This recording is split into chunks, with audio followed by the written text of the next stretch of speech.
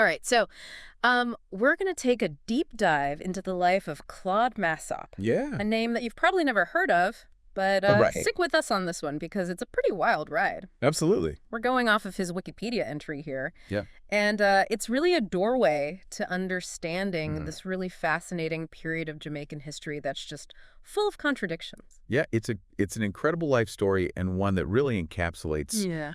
the kind of like turmoil that was going on in Jamaica in the 60s and 70s. Absolutely. So we start out in Denhamtown, West Kingston, 1947. Mm-hmm. Not exactly a place known for, silver spoons or anything like that. No, definitely not. Right. Poverty was rampant. Yeah. Opportunities were incredibly scarce. Yeah. It was an environment that could definitely push someone towards a life on the edge. Yeah, and that's what happens, right? Yeah. The entry talks about him being a street hustler, even a pimp. Mhm. I mean, pretty rough stuff, right?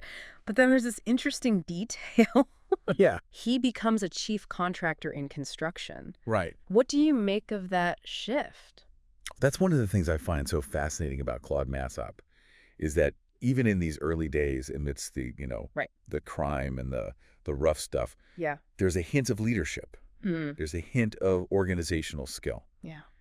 He's clearly got a mind for taking charge, Yeah. for building something. Yeah. And it's almost foreshadowing of what's to come. Okay, hold on. You're talking about his leadership in the Shower Posse, right? Exactly. Okay. So by 18, he's already a leader in this group. Wow. And just to give a little context for our listener, Yeah. the Shower Posse, eventually becomes this notorious gang in Jamaica, Right. led by Lester Lloyd Coke, Yeah. or better known as Jim Brown. Right. Their reach extended deep into the drug trade. Mm-hmm. They were known for their ruthlessness. So we're talking about, Massop, even as a young man, Yeah. is already entangled with some seriously heavy hitters. Absolutely, and his influence is only growing. Yeah. By 1967, he's a major player in Tivoli Gardens. Oh. Now, Tivoli Gardens was initially intended as this new housing development, Yeah. meant to offer better living conditions for people. It's a far cry from the gang stronghold it became, though. Right. How did that happen? Well, it's a complex story. Right. But you essentially had a community that was struggling with poverty, a lack of resources, Yeah. and there was political instability. Right. And it basically created this breeding ground for violence Right. and criminal activity. Yeah. And those who could wield power. Right. Claude Massop rose to the top. So Tivoli Gardens becomes this sort of microcosm of Jamaica's struggles at the time. Precisely. Yeah. And Massop's story is really intertwined with that transformation. Yeah. And he wasn't alone, of course. Right. There were other powerful figures, other rivals vying for control. Right. You had George Feathermop Spence, Winston Burry Boy Blake, Oh, wow. and Tony Welch operating out of the nearby Arnett Gardens, also known as Jungle. Okay, so we've got multiple gangs all clashing Yeah. for territory and influence. Right. I mean, that sounds like a recipe for chaos. It was a very volatile time. And to make matters worse, or I guess more complicated, I should say, the lines between gang activity and politics, Right. they were so blurry. Yeah. The Wikipedia entry actually mentions that Blake and Spence's motorcycle gang Okay. acted as enforcers for the then housing minister, Anthony Spaulding. No way. Yeah. So you've got these gangs basically acting as muscle for the government. It speaks to the level of corruption Yeah. and the way that power operated in Jamaica. That's insane. Yeah. This is getting really heavy here. Right. And Massop's right in the thick of it. Mm-hmm. But here's the thing. He had a string of arrests, right? He did. I mean, murder, armed robbery, you name it. Yep. But somehow he never gets convicted. Yeah. How is that possible? That's the million-dollar question. Yeah. The entry doesn't get into the specifics, but it does paint this picture of a man who seemed to operate above the law. Yeah. Whether it was through influence or intimidation or sheer luck, Right. he managed to avoid any serious consequences. It's almost like he's got this Teflon coating. Right. Nothing sticks to him. Exactly, and that just adds to the mystique Yeah. and the power that he held. For sure. But then we come to this almost unbelievable turn of events. Yeah. January 1978. Mm. Jamaica's on the verge of imploding with political violence. Mm. Hundreds of people have already died. Right. And then a truce. A truce orchestrated in part by Claude Massop. Yeah. It really makes you question everything we thought we knew about him, right? It does. Was this genuine desire for peace Yeah. or a strategic move? Right. The Wikipedia entry doesn't offer easy answers, Right.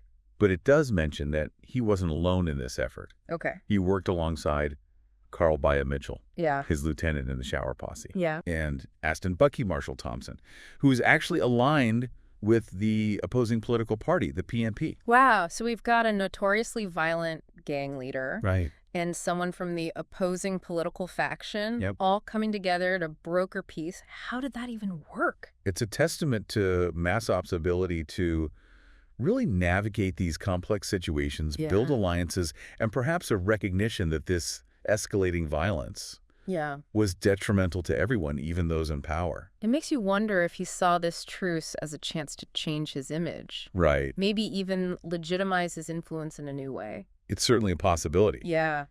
But whatever his motivations, Yeah. the truce did have a significant impact on Jamaica. Yeah. It brought a period of relative calm after years of this intense political violence. The entry mentions over 800 deaths in the lead up to the 1980 elections. Yeah. That's just staggering. It is. To think that Massop played a role in stopping that bloodshed, Right. even temporarily, is pretty mind-blowing. It really is. Yeah. It adds another layer to this complex, almost contradictory figure. Absolutely. A man capable of both extreme violence and seemingly genuine peacemaking efforts.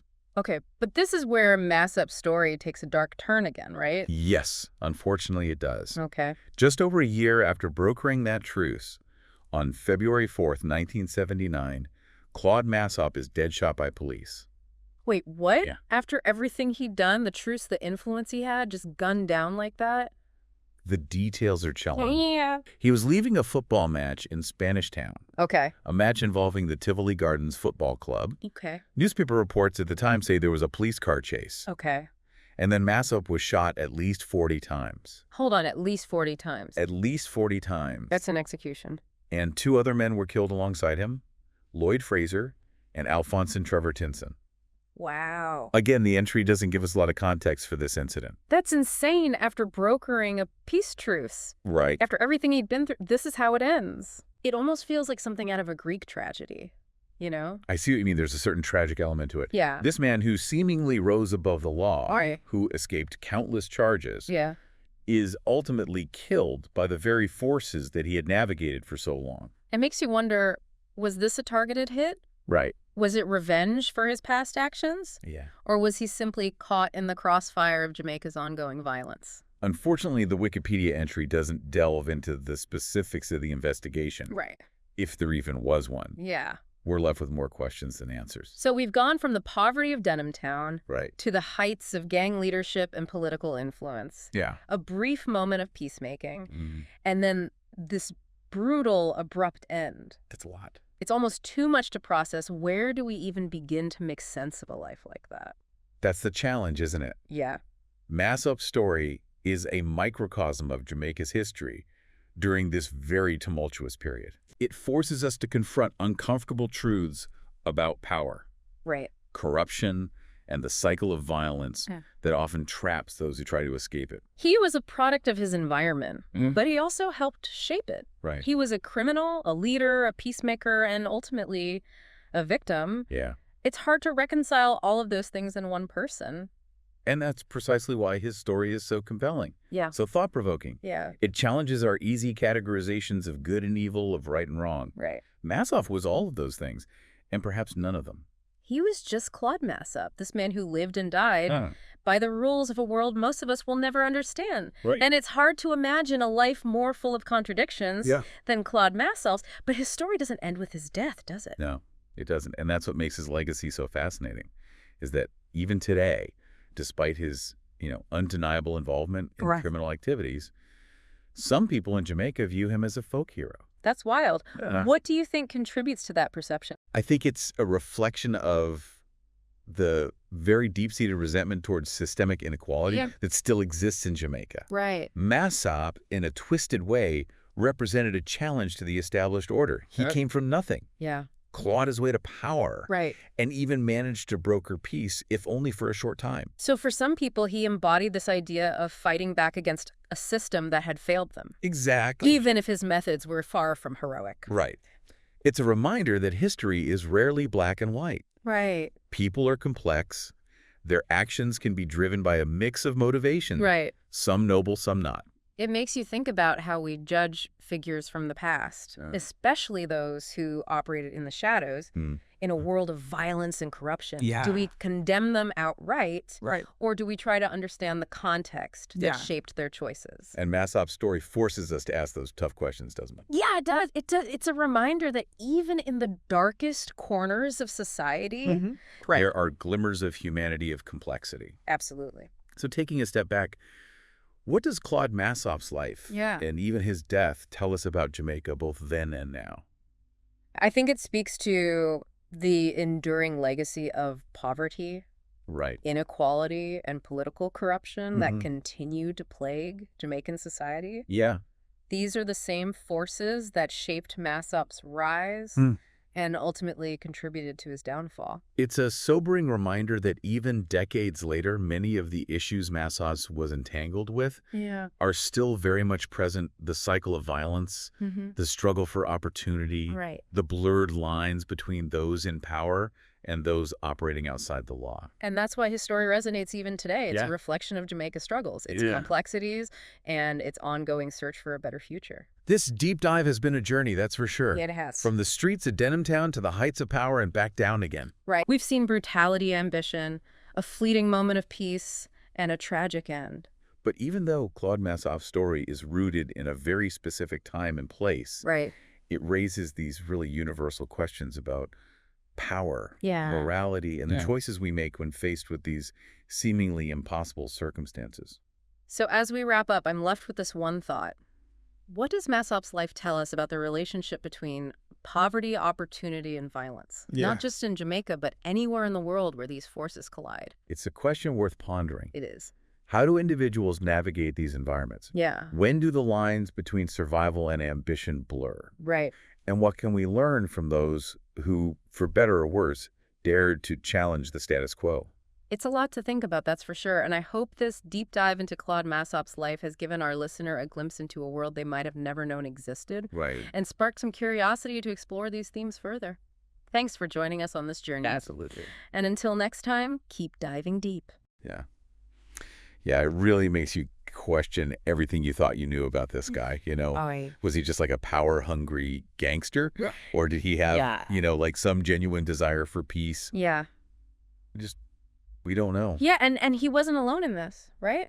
No, he wasn't. He worked alongside Bia Mitchell, his lieutenant in the Shower Posse, Right. and Aston Bucky Marshall Thompson, who was actually aligned with the PNP. Yeah, and that's important for the listener to know Yeah. that you've got these two dominant parties in Jamaica, the JLP, Right. which Massop and Mitchell were associated with, and the PNP, Right. and the rivalry between these two Yeah. often spilled into violence, Especially during elections. especially during elections, yes. Yeah. So we've got this notoriously violent gang leader Right. and someone from the opposing political faction Yeah. all coming together to broker peace. I mean, how did that even work? It speaks to Massop's, you know, ability to navigate Right. these really complex situations, Yeah. to build alliances, Right. and, you know, maybe even a recognition that this escalating violence was just bad for business for everyone. Right. It makes you wonder if he saw this as a chance to, like, change his image. Yeah. Maybe even legitimize his influence in a new way. Possibly. Yeah. But regardless of his motivations, Yeah. the truce did have a significant impact. It did. It brought a period of relative calm Right. to Jamaica after years of this really intense political violence. Yeah, the entry mentions over 800 deaths in the lead up to the 1980 election. Yeah. That's a staggering number. That's just crazy. Yeah, it To is. think that he played a role in stopping that, Yeah. even temporarily, is pretty mind-blowing. Yeah, it is. It adds another layer to this, Yeah. you know, already complex and contradictory figure. Right. A man capable of both extreme violence Right, and, you know, seemingly genuine peacemaking. right. But this is where his story takes another dark turn. It does. Yeah, Just over a year after brokering this truce, okay. on February 4th, 1979, Claude Massop is dead, What? shot by police. Whoa, hold on. Yeah. After everything he'd done, I know. the truce, the influence he had, Right. just gunned down. Yeah, the details are pretty chilling. Yeah. He was leaving a football match in Spanish Town, Okay. a match involving the Tivoli Gardens Football Club, Okay. Newspaper reports at the time said there was like a police car chase. Okay. And then Massop was shot. Yeah. At least 40 times. At least 40 times. At least 40 times. I mean, that's an execution. Yeah. And 2 other men were killed alongside him. Lloyd Fraser and Alphonson Trevor Tinson. Wow. And again, the entry doesn't give us much context for this incident. That's insane. So after brokering a peace truce, after everything he'd been through, this is how it ends. Right. It almost feels like something out of like a Greek tragedy. You know, this man who seemingly rose above the law, who escaped countless charges, is ultimately killed by the very forces that he had navigated for so long. It makes you wonder, was this a targeted hit? Right. Was it revenge for his past actions? Yeah. Or was he just simply caught in the crossfire of Jamaica's ongoing violence? Unfortunately, the Wikipedia entry doesn't, go into the specifics of the investigation, if there even was one. Right. So we're kind of left with more questions than answers. So we've gone from the poverty of Denhamtown to the heights of gang leadership and political influence. Yeah. A brief moment of peacemaking, and then this brutal, abrupt end. It's a lot to process. It is. It's almost too much to process. Yeah. I mean, where do we even begin to make sense of a life like that? That's the challenge, isn't it? It is. Massop's story is, in a lot of ways, a microcosm of Jamaica's history during this very tumultuous period. Absolutely. It forces us to confront these uncomfortable truths about power. Right. About corruption. Right. About the cycle of violence that often traps those who try to escape it. Yeah, he was a product of his environment, but he also helped shape it. Right. He was a criminal. Yeah. A leader. A peacemaker. A peacemaker, and ultimately a victim. Yeah, it's hard to reconcile all of those things in one person. Right. And that's precisely why his story is so compelling. Yeah. So thought-provoking. Right. It really challenges these easy categorizations we have. Right. Of good and evil or right and wrong. Yeah. Massop was all of those things, and perhaps none of them. He was just Claude Massop. Yeah. This man who lived and died by the rules of a world most of us will never understand. Yeah, it's a wild story, right? But even though his life was cut short, his story doesn't end with his death, does it? No, it doesn't. And that's what's so fascinating about his legacy, is that even today, despite his involvement in all this criminal activity, some people in Jamaica still view him as a folk hero. That's crazy. Yeah. What do you think contributes to that? Well, I think it's partly a reflection of the very deep-seated resentment towards inequality and injustice that still exists in Jamaica today. Right. Massop, in a way, represented this challenge to the established order. Right. He came from nothing, clawed his way to power, and even managed to bring about peace. Yeah. However briefly. So for some people, he's a symbol of, fighting back against a system that's failed them. Exactly. Even if his methods were, definitely not always ethical or legal. Right. It's a reminder that history is rarely black and white. Right. And people are complex. Yeah. Their actions can be driven by a whole mix of motivations. Makes you think about how we judge figures from the past. Yeah. Especially those who operated in the shadows. Right. In a world of violence and corruption. Do we just condemn them outright? Yeah. Or do we try to understand the forces that shaped their choices? And I think Massop's story really forces us to grapple with those questions. It does. Because it reminds us that even in the darkest corners of society, there's still those glimmers of humanity. For sure. For sure. So, taking a step back. Yeah. What does Massop's life, and even his death, tell us about Jamaica both then and now? Well, I think it speaks to the enduring legacy of poverty, inequality, and corruption that continue to affect Jamaica. Yeah. These are the forces that shaped Massop's rise and ultimately contributed to his downfall. It's a sobering reminder that even decades later, a lot of these issues are still very much present. Yeah. The violence, the struggle for opportunity. Yeah, the blurred lines between the powerful and the, those operating outside the law. Right, right. And it's why his story still resonates today. It's a reflection of Jamaica's ongoing struggles. Yeah. Its complexities. Absolutely. And its search for a better future. This deep dive has been quite a journey. It has. From the streets of Denhamtown to the heights of power and back down again. We've seen the brutality, the ambition, a fleeting moment of peace, and ultimately a very tragic end. But even though Massop's story is rooted in this specific time and place, I think it raises these universal questions about power. Absolutely. Morality. And the choices we make when we're confronted with these impossible circumstances. So as we wrap up here, I'm left with this thought. Yeah.